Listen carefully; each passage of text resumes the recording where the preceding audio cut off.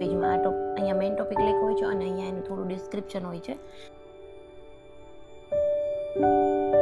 સાંજ પડે ને એટલે તો જાણે આમ કેમ કે યાદ કરીને દરવાજા બંધ જ રાખવા પડે છે. જ્યારે પણ એવું લાગે ને કે નોનસ્ટિકનું લેયર છે નીકળવા માંડ્યું છે ત્યારે એને આપણે ડિસ્કાર્ડ કરી દેવા જોઈએ. પાડું છે ફ્રાય પેન.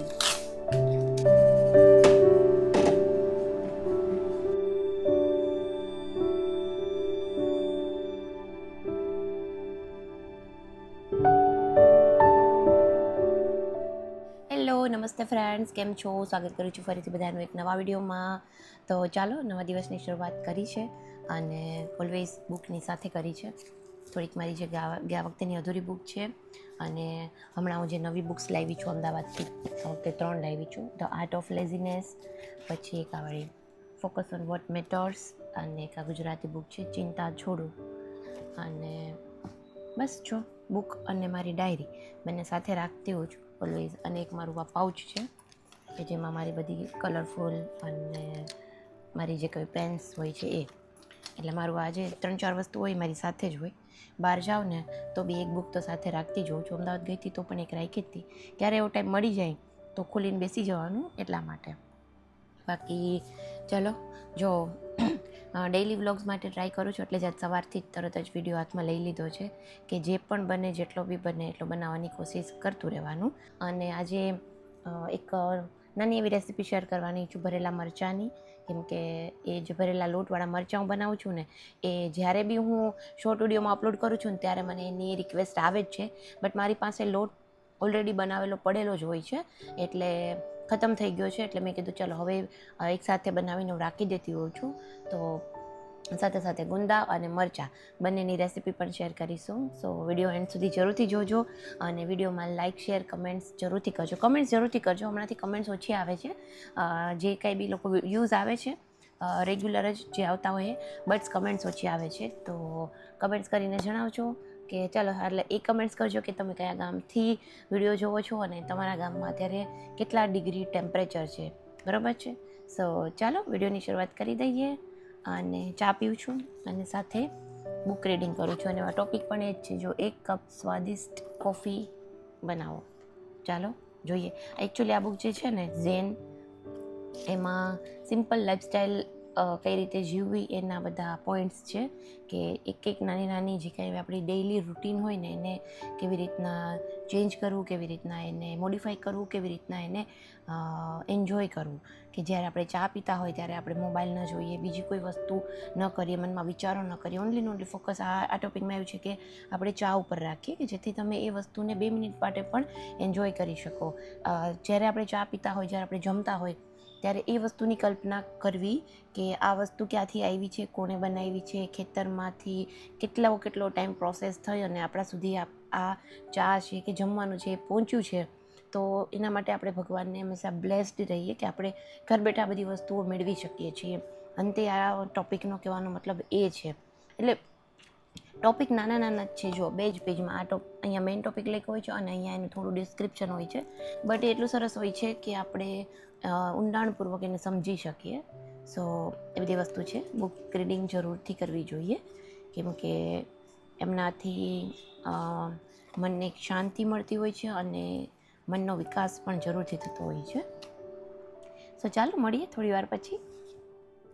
તો અહીંયા નાહી ધોઈ લીધું છે અને હવે આ થોડીક રેડી થવા આવી છું. સવારમાં છે ને જે કાંઈ બી આપણે એક્સ્ટ્રા આપણા માટે જે ટાઈમ જોતો હોય ને લઈ લેવો પડે. બાકી એક વખત નાહી ધોઈ અને જો કિચનમાં જઈએ ને તો પછી તો ભૂલી જ જવાનું કે કિચનની બહાર આવીને આપણને પછી આરામથી બેસીને ચા કે આપણે કંઈ રીડિંગ કરવું હોય ને કરી શકીએ. એટલે મોટા ભાગનું મારું જે કાંઈ બી પર્સનલ ટાઈમ મારે જે જોતો હોય ને, જેમ કે કોઈ વિડીયો એડિટિંગ કરવો હોય, બુક રીડિંગ કરવું હોય અને શાંતિથી ચા પીવી હોય, તો એ બધી વસ્તુઓ એકદમ હું મોર્નિંગમાં બધા સૂતા હોય ને ત્યારે જ કમ્પ્લીટ કરી દેતી હોઉં છું. અને બસ જો હવે મારું મોર્નિંગનું સ્કિન કેર રૂટીન જે છે એ મોઇશ્ચરાઇઝર અને સનસ્ક્રીન લગાવું છું. સનસ્ક્રીન તો એવરી સિઝનમાં લગાવવું જ જોઈએ. અને ડોટ એન્ડ કીનું જે સનસ્ક્રીનનું યુઝ કરું છું ને એ બહુ જ સરસ છે. એકદમ લાઇટ ફીલ થાય છે અને સ્પેશિયલી છે ને સમરમાં અમુક એવા સનસ્ક્રીન હોય કે જે બહુ હેવી લાગતા હોય છે. બટ આ મને એવું લાગે છે કે ઓલવેઝ 3 સિઝનમાં છે ને આમ સારું લાગે છે, ચીપચીપું નથી લાગતું. અને જે સમરમાં ફાવી જાય ને પછી વિન્ટર અને મોન્સૂનમાં તો ડેફિનેટલી ફાવી જ જતું હોય છે. દીવાબત્તી થઈ ગયા છે, સવારનું જે કાંઈ બી મારું કામ હતું એ થઈ ગયું છે. હવે આ રૂમ પૂરતું જ બાકી છે. અહીંયાની બેડશીટ કાઢી છે મેં ધોવા માટે, કેમ કે લાલ કીડીઓ આવી ગઈ હતી. ખબર નહીં લાલ કીડીઓ ક્યાંથી નીકળી જાય છે ને, ગરમી હોય છે ને એટલી કે અંદરથી આમ ગરોડી અને કીડીઓ અને બધું નીકળે છે. ગરોડી તો બહુ જ ધ્યાન રાખવું પડે છે. બાકી કિચનના દરવાજા જો ખુલ્લા હોય ને, સાંજ પડે ને એટલે તો જાણે આમ કેમ કે યાદ કરીને દરવાજા બંધ જ રાખવા પડે છે, નહીંતર તો ગરોડીની એન્ટ્રી થઈ જ જાય છે. તો આજે બપોરે સિમ્પલ એવું જમવાનું બનવાનું છે, જેમાં છે એકદમ મસ્ત મજાની મિક્સ દાળ અને ભાત બનાવવાની છું. ચાલો ફ્રેન્ડ્સ, જો દાળ બાફવા મૂકી દીધી છે અને રાઈસ પણ છે ને બની ગયા છે. હવે ખાલી વઘારવાના છે, જેમ કે જીરા રાઈસ બનાવવા છે એટલે.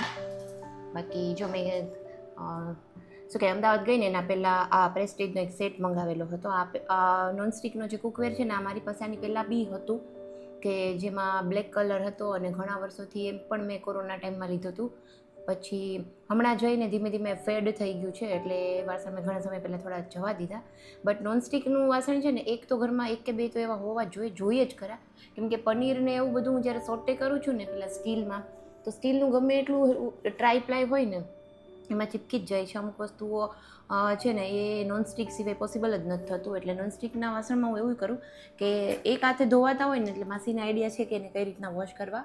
અને બાકી લોંગ ટર્મ સુધી તો ચાલતું જ હોય છે. જ્યારે પણ એવું લાગે ને કે નોનસ્ટિકનું લેયર છે નીકળવા માંડ્યું છે, ત્યારે એને આપણે ડિસ્કાર્ડ કરી દેવા જોઈએ. એટલે મેં આ 3નો જે સેટ આવે છે ને એ લીધો છે, કે મારે બહુ ઓછો યુઝ હોય છે ત્યારે આ ચાલી જાય. અમુક આવી વસ્તુઓ બનાવવામાં કાં તાત્કાલિક વાસણ શું કહેવાય કે બીજા વાસણ બિઝી હોય ત્યારે આપણે યુઝ કરી શકીએ. સ્પેશિયલી હું ન હોય ત્યારે મારા હસબન્ડને ગમે નોનસ્ટિકમાં, એને સ્ટીલમાં ઓછું ગમે છે.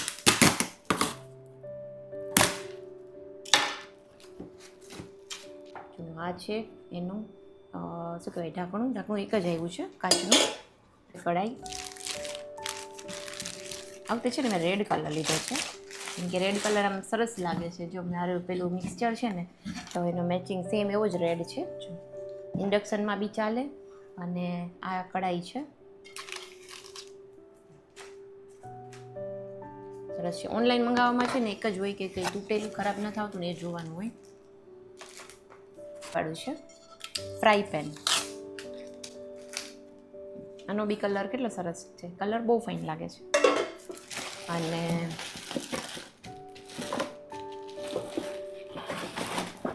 બાકી એક છે આ નોનસ્ટિકની શું કહેવાય પેલી તવો નોનસ્ટિકની.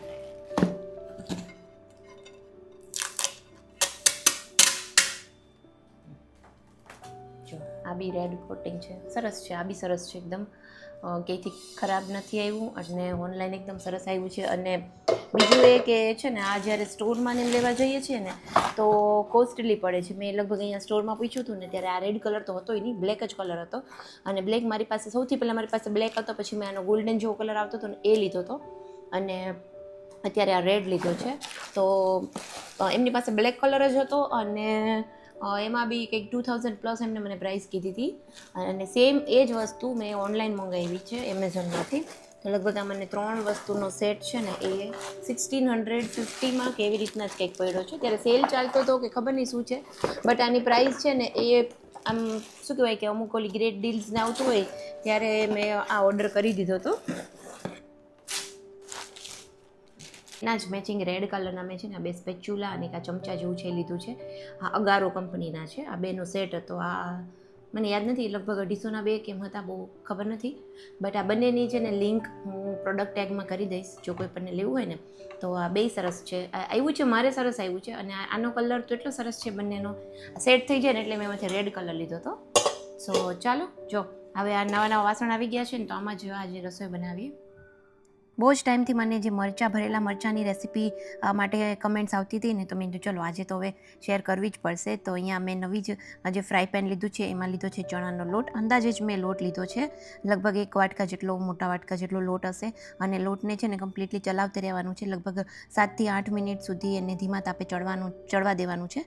અને અત્યારે મેં ગેસની ફ્લેમ બંધ કરી દીધી છે, કેમ કે લોટ છે એ શેકાઈ ગયો હતો. અને પછી મેં બાઉલમાં લીધો અને બધી વસ્તુઓ નાખીને ત્યાં સુધી મને એમ થયું કે શૂટ થાય છે છે, બટ મારા ફોનમાં કંઈ જ શૂટ નહોતું થતું અને ફોનની સ્પેસ છે ખતમ થઈ ગઈ હતી. એટલે પછી મેં જોયું તો એમાં વિડીયો શૂટ જ નહોતો થયો, એટલે મેં વોઇસ ઓવર કરી અને બતાવી દઉં કે જે શેકેલો લોટ હતો ને એ લોટ મેં બાઉલમાં લઈ લીધો હતો અને એની અંદર મેં ખમણેલું ટોપડું જે રેડીમેડ મળે છે ને એ થોડુંક નાખ્યું છે, 2 ચમચી જેટલું. થોડી હળદર, મીઠું, ચટણી અને ખાંડ નાખી છે થોડી, અને લેમન ઉપરથી નાખી અને બધી વસ્તુ મિક્સ કરી દીધી છે. થોડા એવા ધાણા મેં નાખ્યા છે. ધાણા અહીંયા કોરા નાખવાના છે, ભીના ધાણા નથી નાખવાના, જેમ કે ધોયેલા, નહીંતર પછી લોટ છે એ ખરાબ થઈ જતો હોય છે, પાણી અડે ને એટલા માટે.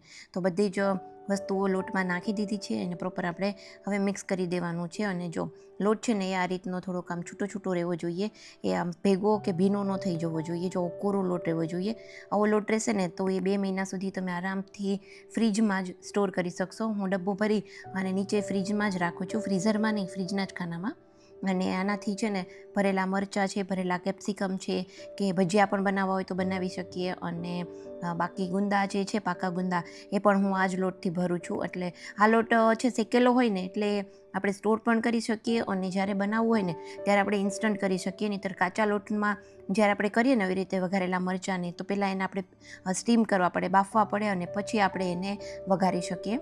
તો અહીંયા મેં તેલ લીધું છે, એમાં રાઈ એડ કરી છે અને થોડી એવી હિંગ નાખી અને આપણે જે મરચાં ભરીને રાખ્યા છે ને એ નાખી દીધા છે. અત્યારે મારી પાસે નાના નાના જ હતા, બાકી જે એકદમ લાંબા અને મોડા મરચાં આવે ને એ ભરેલા મરચાં ખાવાની બહુ મજા આવે. તો ગુંદા અને મરચાં મેં બંને સાથે જ નાખી દીધા છે, કેમ કે ગુંદા બી પાકેલા છે એટલે એને ચડતા ટાઈમ નહીં લાગે. ઢાંકીને ચડાવીશું એટલે તરત જ ચડી જશે. અને થોડી વાર પછી એને થોડી 2 સાઈડ થોડી આગળ પાછળ ફ્લિપ કરી દેવાની, એટલે બંને સાઈડ પ્રોપર એ ચડી જાય. અને ખરેખર આ બહુ જ સરસ બનતા હોય છે. દાળ ભાત સાથે મને છે ને આ ટાઈપના ભરેલા મરચાં અને ગુંદા ખાવાની કંઈક અલગ જ મજા આવતી હોય છે. તો ચાલો, જો આપણા ગુંદા અને મરચાં બંને રેડી છે. વાતોમાં થોડાક એવા એ બળી ગયા છે, પણ તો પણ સરસ લાગે. જે રાઈનોમાં મસાલો હોય છે ને એ બહુ જ સરસ લાગતો હોય છે. તો ચાલો, જો આપણું લંચ બધું બની ગયું છે, રેડી થઈ ગયું છે. અહીંયા બનાવ્યું છે રાજાપુરી અને કેસર કેરીનું મિક્સ રસ છે. આમાં છે આપણા મસ્ત મજાની હેલ્ધી વેઇટ લોસ સ્પેશિયલ દાળ છે.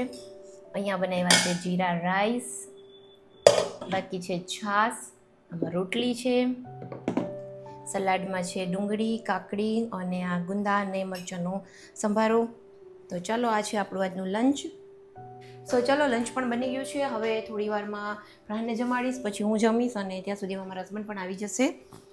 ચાલો જમી લઈએ. અત્યારે જો વાગ્યા છે કે 1:30 વાગી ગયા છે. બધું કરી લીધું ને ત્યાં, અને બાકી હવે પ્રહાનને જમવાનું આપવાનું છે. બપોર સુધીનો દિવસ જો આવો રહ્યો છે, બિઝી થોડુંક રહી છે. હજી બહાર જવાનું છે, હું ગઈ નથી. હવે બપોર પછી જઈશું, સાંજના ટાઈમ પર. ચાલો, જો રાતનો ટાઈમ છે અને ઓલમોસ્ટ શું કહેવાય, શાકભાખરી બની ગઈ છે મારા હસબન્ડની. અમારા ઘરે પણ છે ને મોસ્ટલી મારા હસબન્ડ માટે રાતે શાકભાખરી જ હોય અને મારા માટે પ્રહાન માટે કંઈક અલગ હોય. પણ આજે પ્રહાને પણ રોટલીને શાક ખાધું, કેમ કે ભીંડાનું શાક હતું ને એટલા માટે એને ભાવે. અને હું મારા માટે બનાવું છું વેજીટેબલવાળા પુડલા, કે જે ફટાફટ બની પણ જાય. આમ તો ફટાફટ તો ન બને, બટ શું કહે, મને આમ શાકને ભાખરીને ઓછું ભાવે, એટલે રાત્રે મારા માટે કંઈક બહુ લાઇટ જ હું ખાતી હોઉં. બાકી છે ને ચણાનો લોટ લીધો છે પુડલા બનાવવા માટે, અને અહીંયા પણ મેં અંદાજે જ લીધો છે. લગભગ 5 થી 6 જેટલા પુડલા અમે બનાવતા હોઈએ, 2 કે 3 જેટલા હું ખાતી હોઉં અને 2 કે 3 જેટલા મારા હસબન્ડ પણ ખાતા હોય છે, એટલા માટે. તો અહીંયા ચણાનો લોટ લીધો છે અને એની અંદર બેઝિક બધા મસાલા નાખ્યા છે, જેમ કે અજમો થોડોક નાખ્યો છે. શિયાળો કે ચોમાસું હોય ને તો થોડો અજમો વધારે નાખું. થોડી હળદર, થોડી ચટણી એડ કરી છે. અને બાકી અહીંયા જો ટમેટાને છે ને ચોપરમાં ચોપ કરી લીધા છે. લીલું મરચું, કેપ્સિકમ અને ડુંગળી, એ બધી વસ્તુઓ નાખી દીધી છે. વેજીટેબલ્સ આપણે આપણી ચોઈસના નાખવાના, જે ભાવે એ નાખવાના. અને મેં પનીર લીધું છે. અહીંયા પનીર પણ અમે ઘરે બનાવેલું છે, એટલે એકદમ છે ને હેલ્ધી અને પ્રોટીનથી ભરપૂર આપણા જે ફૂડલા છે ને બની જશે. અને 2 ખાઈને ત્યાં તો એકદમ પેટ ફૂલ થઈ જતું હોય છે. પ્રોટીન મતલબ પનીર આવે એના લીધે. અને બસ ધાણા અને મીઠું એડ કરી, પાણી નાખી અને આ રીતનું જે બેટર છે આપણે રેડી કર્યું છે. બેટર થોડું ઘાટું લાગે છે, પનીર એડ કર્યું છે ને એના લીધે. અને નવી જ આજે મેં લીધી છે પેલી શું કહેવાય કે તવો, અને એના ઉપર નોનસ્ટિક ઉપર આપણે કરીશું તો તેલ પણ લગાવવાની જરૂર નથી પડતી, તરત જ ફ્લિપ થઈ જતા હતા. બટ તો પણ ફર્સ્ટ પુડલું મેં કર્યું ને તો મને એમ થયું કે થોડું તેલ લગાવું. બાકી જ્યાં સુધી નવી હોય ને ત્યાં સુધી તો એકદમ એમાં ઓઇલ પણ લગાવવાની જરૂર નથી પડતી, એમનેમ જ સરસ બની જતું હોય છે. તો જો એકદમ ક્રિસ્પી એવા પુડલા આપણા બનીને રેડી છે. તો આ રીતના મેં મારા માટે જેટલા ગરમ પહેલાં મને ખાવા હતા ને એટલા મેં બનાવ્યા જ. મારા હસબન્ડ માટે મેં રાખી દીધા છે, જ્યારે આવશે ને ત્યારે એમના માટે ગરમ બનાવીને આપીશ.